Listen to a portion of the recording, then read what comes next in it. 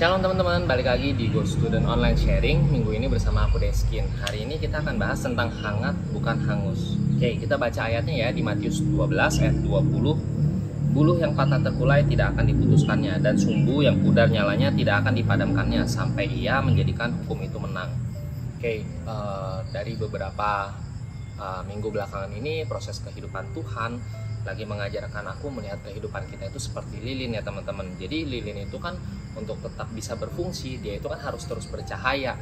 Nah, untuk dia terus bercahaya harus ada api, benar nggak sih? Api itu yang mana membakar si lilin itu, membakar si sumbunya.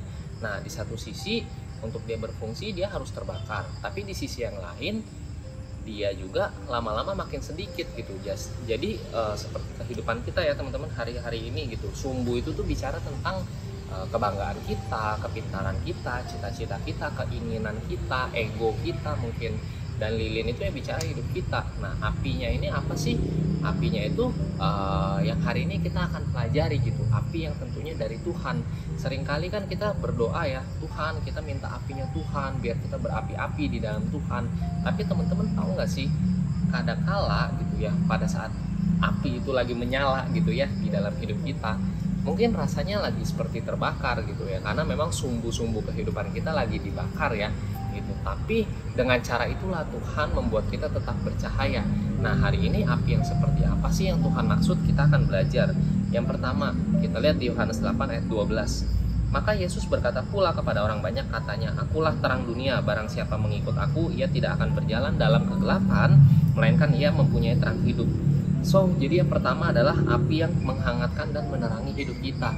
Tuhan bilang di tengah dunia yang gelap ini kita nggak akan bisa pakai api yang bukan dari Tuhan, pakai api dari tempat lain. Kenapa teman-teman? Karena Tuhan bilang dengan cara mengikut Dia, makanya kita bisa punya api atau terang hidup itu sendiri. Jadi terang yang benar-benar hidup, bukan cuma asal api yang benar-benar menghangatkan. Jadi kita harus tahu bahwa apinya Tuhan itu bukan bertujuan untuk menghanguskan setiap kehidupan kita, tapi justru menghangatkan kita dan menerangi jalan-jalan hidup kita.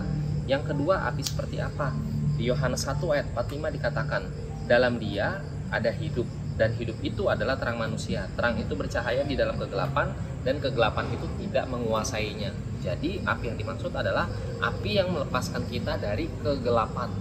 Nah teman-teman, di dalam dunia yang gelap ini kita butuh apinya Tuhan. Kenapa? Agar kita bisa hidup dengan lebih terarah. Kita tahu harus kemana, harus seperti apa. Kalau enggak ya kita akan dikuasai oleh kegelapan itu. Tapi dengan adanya apinya Tuhan, kegelapan itu nggak akan bisa menguasai kehidupan setiap kita. Dan yang ketiga, Matius 5 ayat 16 dikatakan, demikianlah hendaknya terangmu bercahaya di depan orang, supaya mereka melihat perbuatanmu yang baik dan memuliakan Bapamu yang di surga.